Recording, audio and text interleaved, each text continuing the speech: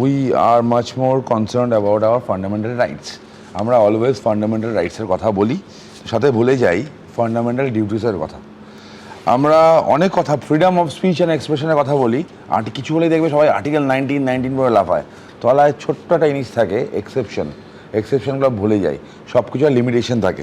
Natural জাস্টিসের যখন কথা হচ্ছে, আমার 1824 একজন ইংলিশ জাজ জাস্টিস বোরো, তার একটা স্টেটমেন্ট, এটা মেটাফোর পর্যায়ে পড়ে গেছিলো। পরবর্তীকালে ওটা ইন্ডিয়ায় পপুলার হয়। Justice V.R. Krishna Iyer, chairman board of mining examination versus রামজির জাজমেন্টে সেটাই হয়, বলা হয় natural justice is not a unruly horse.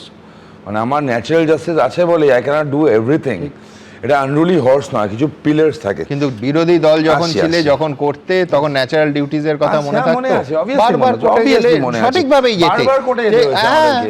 আমরা না মেনে আমাদেরকে যেখানে না করেছিল দাদা, জোর করে করতে পারতাম, না করে আমরা বারবার কোর্টে গেছি।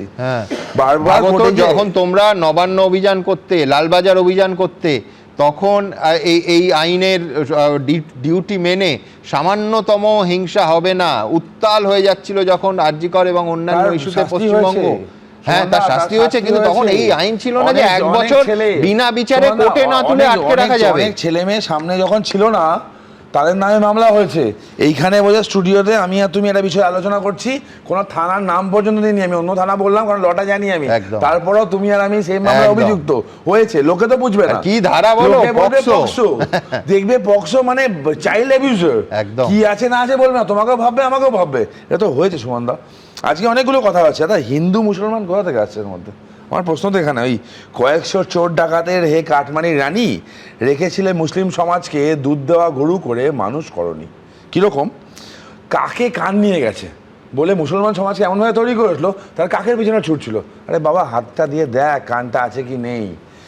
ওয়াকফ প্রথমে আসলো হচ্ছে সিএ কে এনআরসি বলা হলো, এনআরসি বলে ট্রেন জ্বালানো হলো, হাজারদুয়ারি এক্সপ্রেস, ওই লাইনে আমার বাড়ি ওখানে, ওই লাইনে একমাত্র ভালো ট্রেন ছিল, দাও দাও করে জ্বললো, আমরা দেখলাম।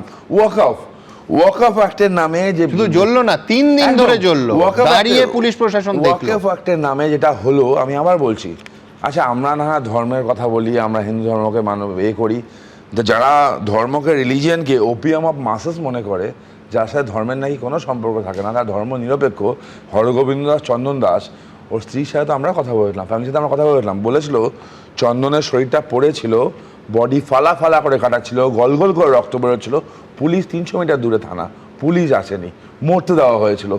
আমি এখানে শুধু তরুণ আমি যোগ করব, সেই রিপোর্ট আপনাদের সামনে আমরা তুলে ধরেছিলাম এই অনুষ্ঠানে, যে ভাবুন মৃত্যু নিশ্চিত হওয়া পর্যন্ত আততায়ীরা থেকে গেছিল, দাঁড়িয়েছিল, যে একেবারে তৎকালীন এলওপি বর্তমান মুখ্যমন্ত্রী, তাকে ওখান থেকে ফোন করা হয়, ফোন করে সে ব্যবস্থা করে, আজকে চন্দ্র আমাদের মধ্যে নেই, চন্দ্র মারা গেছে, চন্দ্রদাকে বলা হয়, চন্দ্রদা অ্যাম্বুলেন্স পাঠায়, যে অ্যাম্বুলেন্সটা দাও দাও করে জ্বলছিল না, সেটা ওই অ্যাম্বুলেন্সটা ছিল যে চন্দন দাসকে যেটা রিকভার করতে যাচ্ছিল। এটা ছিল সিচুয়েশন তখন। আমি গেছিলাম ওখানে, কোর্টে মামলা যখন হয় ওখানে গেছিলাম। আজকে যখন কথা হচ্ছে যে এই দুটো অ্যাক্টের কথা হচ্ছে তোমার, first West Bengal maintenance of public order act, এটা 1972 একটা আইন।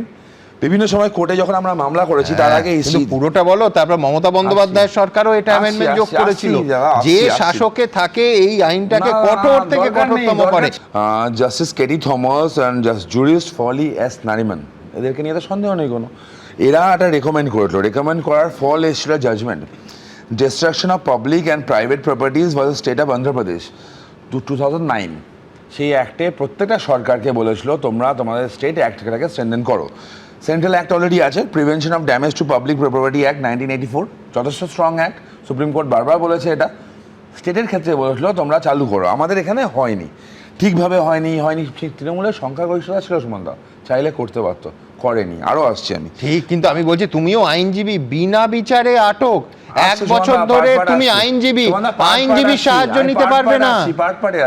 পার্টে আসছি, এইখানে দুটো গেল। ফার্স্ট থিং, যাওয়ার ফলে এই যে মামলাগুলো দেখছো না, আমরা আজকে যখন যেটা প্লেস হচ্ছিলো বা আগের দিন যখন আমাদের হাতে আসলো, তখন একটা ওটা ফ্ল্যাশব্যাক হলো না, তো ফ্ল্যাশব্যাকে অনেক কথা মনে পড়ে গেল। মনে পড়ে গেল মালদা, মুর্শিদাবাদ, যাদের বাড়ি পুড়ে গেছিলো, সরকারি সম্পত্তি যেখানে নষ্ট হয়েছিল, আমরা চাইলেও কিছু করতে পারিনি। কোর্টে যখন মামলা করেছিলাম, ক্ষতিপূরণের কথা বলেছিলাম, কোর্টে 1 লাখ টাকা করে দিয়ে দেওয়া বলেছিল। তো যদি থাকতো সেদিনকে, তাহলে এরা ক্ষতিপূরণটা হতো। কার সম্পত্তি? সরকারি সম্পত্তি, তোমার সম্পত্তি, আমার সম্পত্তি। সরকারি সম্পত্তি ক্ষতিপূরণ পাওয়া সেই পাটে আমি যাচ্ছি না, আমি যাচ্ছি মানবাধিকার। 1 বছর ধরে সে আদালতের মুখ দেখবে না, আইনজীবীর সাহায্য পাবে না। Bengal public safety and control of anti social activities act, এই অ্যাক্টের কথা তুমি বলছো। আজকে বিল ছিল, আজকে অ্যাক্টে রূপান্তরিত হয়েছে। হ্যাঁ, it will face some test, যদি কেউ মনে করে চ্যালেঞ্জ করতে পারে। সুমনা, তুমি জানো এনডিপিএস কেসের, এনডিপিএস অ্যাক্ট জানো তো? একদম। এনডিপিএস অ্যাক্টে সেকশন 37 জানো কি বলে জানো? সেকশন 37 হচ্ছে এনডিপিএস অ্যাক্টে যে you will not get any bail. কখন কোর্ট বেল দিতে পারে? যদি মনে করে যে তুমি আর ওই অ্যাক্টিভিটির সাথে যুক্ত থাকবে না। এবার বলো তো কোন জাস্টিস না কোন জাজের, লোয়ার কোর্টে কোন জাজের এনডিপিএস কোর্টে মানে এত ক্ষমতা সব আছে? ঠিক, একটা তফাৎ আছে তরুণ, তুমি কোর্টে প্রডিউস করছো, এখানে 1 বছর তুমি কোর্টে প্রডিউস করছো না। থাকবে না তো, 1 বছর জুডিশিয়াল কাস্টডি হ্যাঁ, থাকবে। কিন্তু আমি বলছি সে লয়ার সাপোর্ট পাচ্ছে না, কোর্টে যেতে পারছে না। আবার থাকবে এখানে অবস্থা যা 1 বছর পরে আবার তোমাদের মনে হলো যে বিপজ্জনক ব্যক্তি, তুমি আবার করতে পারো। হ্যাঁ, চ্যালেঞ্জ করো, এত সহজ ভাবে বলো না, ওপেনলি চ্যালেঞ্জ করো। কোর্টে এখন জুডিশিয়ারি তো আছে, জুডিশিয়ারি তো উঠে যায়নি। এবিপি আনন্দ, এগিয়ে থাকে, এগিয়ে রাখে।